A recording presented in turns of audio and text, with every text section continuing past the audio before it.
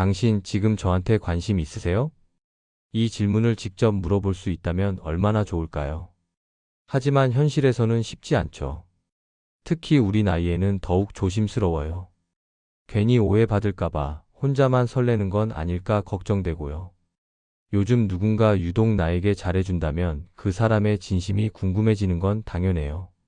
문자도 자주 보내고 만나면 따뜻하게 대해주는데 이게 정말 호감인지 아니면 원래 친절한 성격인지 헷갈릴 때가 있어요.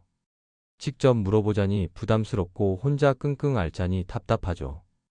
60대 중반의 한 여성분이 있었어요.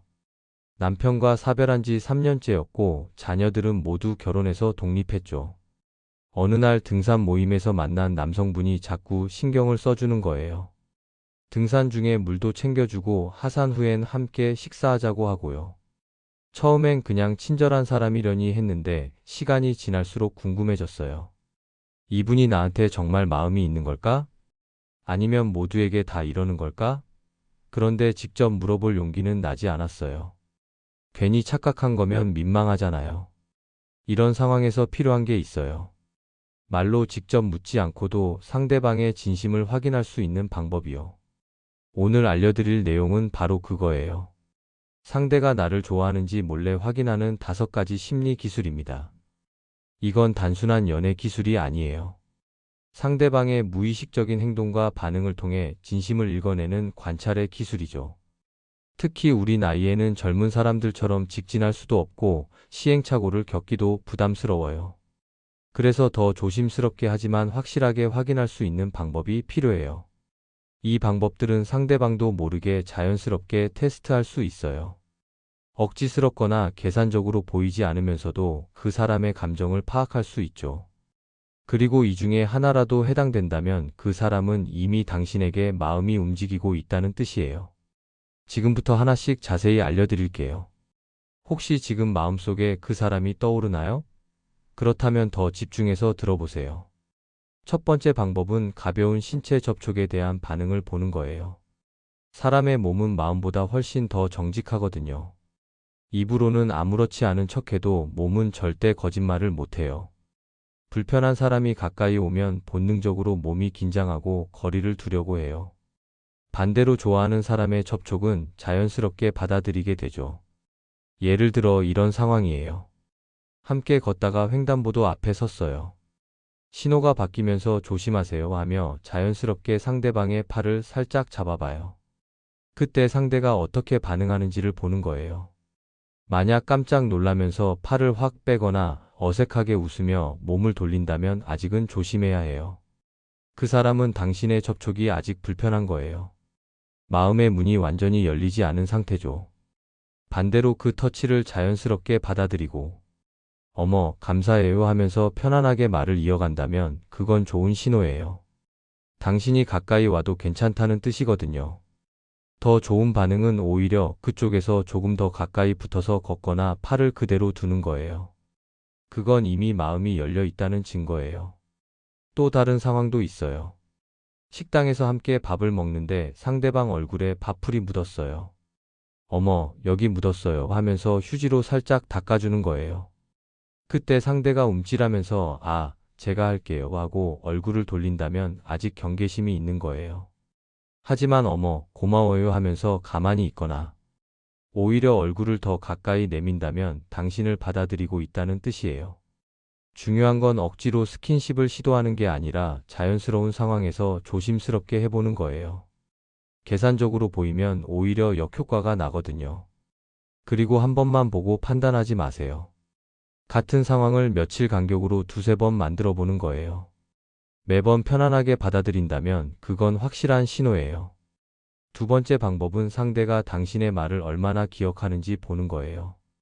사람은 중요한 사람의 이야기는 무의식적으로 기억하게 되어 있어요. 아무리 사소한 말이라도 그 사람이 소중하면 마음에 남는 법이죠. 반대로 관심 없는 사람의 말은 듣는 순간 흘려버려요. 이런 상황을 생각해 보세요.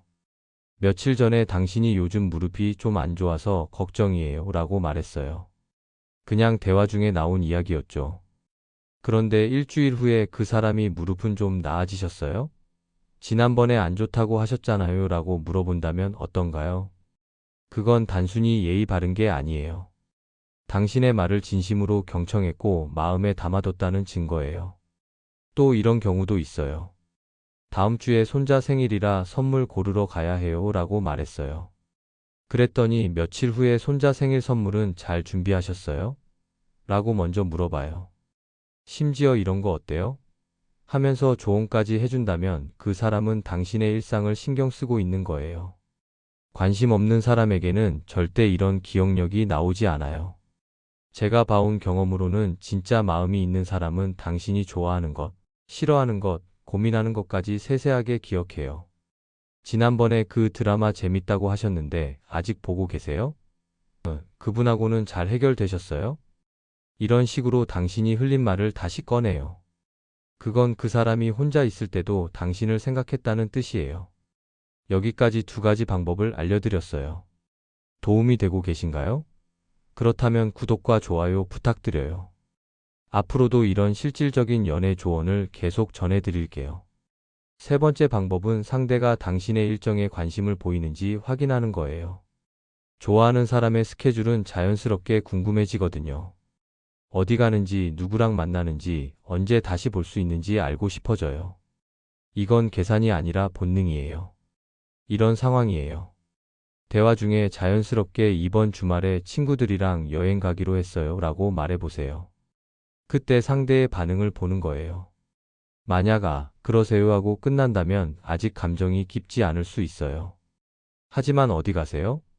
누구랑 가시는데요? 언제 다녀오세요? 이렇게 연달아 질문이 나온다면 그건 당신에게 관심이 있다는 뜻이에요.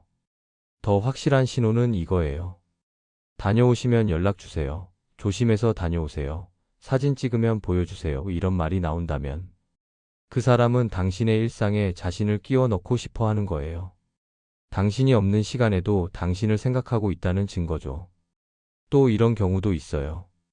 당신이 일정을 말했을 때 상대도 자기 스케줄을 이야기하기 시작하면 그건 시간을 맞춰보고 싶다는 의미예요.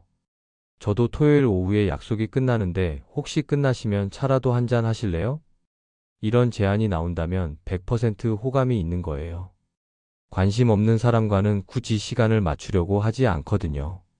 반대로 당신이 일정 이야기를 했는데 그날 저는 못 봐서 아쉽네요 라고 말한다면 그것도 좋은 신호예요.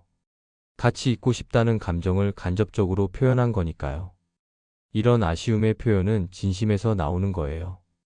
네 번째 방법은 함께 있을 때 시간이 어떻게 흘러가는지 보는 거예요. 좋아하는 사람과 있으면 시간이 정말 빠르게 가요. 반대로 불편한 사람과 있으면 10분도 길게 느껴지죠. 이건 숨길 수가 없어요. 이런 상황을 떠올려 보세요.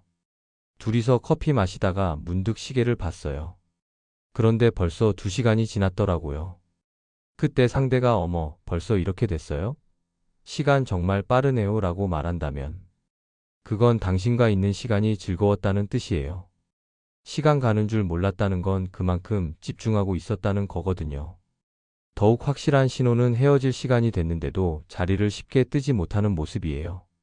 벌써 가야 해요? 조금만 더 있다 가시죠. 커피 한 잔 더 할까요? 같이 조금만 더 걸을까요? 이런 말이 나온다면 그 사람은 당신과의 시간을 아까워하고 있는 거예요. 조금이라도 더 함께 있고 싶다는 마음의 표현이죠. 제가 아는 한 부부는 첫 만남 때 이런 경험을 했대요. 점심에 만나서 저녁 시간이 됐는데도 대화가 끝나지 않았대요. 배고프시죠? 저녁도 같이 할까요? 하면서 자연스럽게 다음 약속으로 이어졌다고 해요.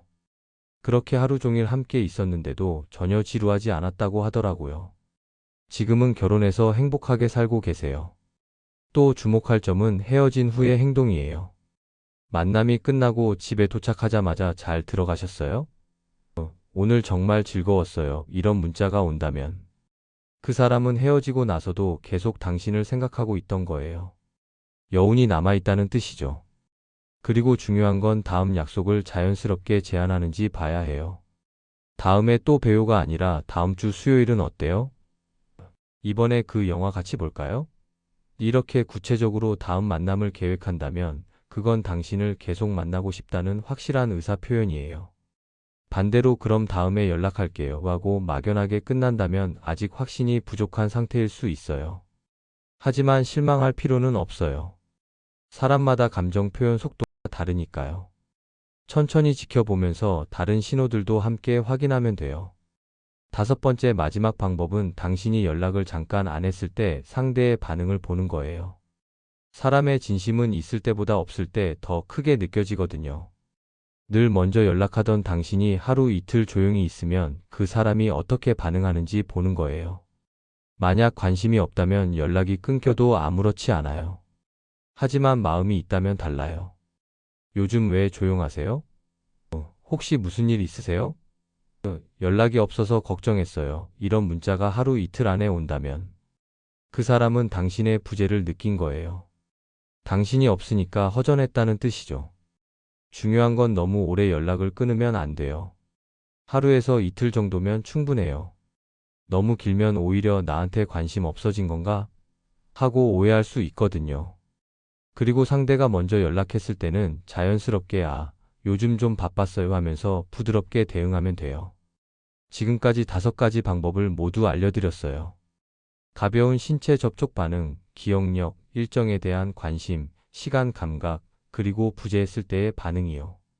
이 중에서 하나라도 해당된다면 그 사람은 분명 당신에게 마음이 있어요. 말은 거짓말할 수 있어도 이런 무의식적인 행동은 절대 숨길 수 없거든요. 이런 방법들을 알고 나면 연애가 한결 쉬워져요.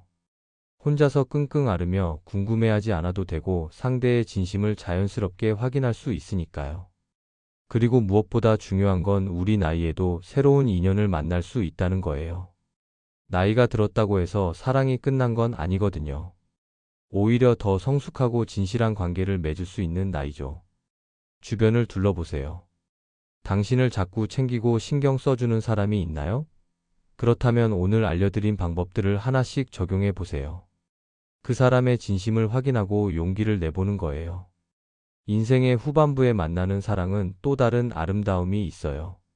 서로를 이해하고 배려할 줄 아는 성숙한 사랑이죠. 그리고 만약 지금 누군가를 떠올리고 계시다면 너무 오래 망설이지 마세요. 우리에게 주어진 시간은 소중하니까요. 오늘 알려드린 방법으로 상대의 마음을 확인하고 행복한 관계로 나아가시길 바라요. 이 영상이 도움이 되셨다면 구독과 좋아요, 알림 설정도 꼭 부탁드려요. 앞으로도 우리 나이에 맞는 현실적인 연애 조언을 계속 전해드릴게요. 어떻게 대화를 이어가야 하는지, 데이트는 어디서 하면 좋은지, 관계를 어떻게 발전시켜야 하는지 등 실질적인 도움이 되는 내용들로 찾아뵐게요. 구독자분들께는 더 자세한 팁과 실제 사례들도 공유해 드릴 거예요. 여러분 모두 좋은 인연 만나시고 행복한 연애하세요.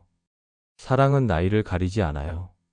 지금 이 순간도 누군가는 당신을 기다리고 있을지 몰라요. 용기 내서 한 걸음 다가가 보세요. 행복하세요.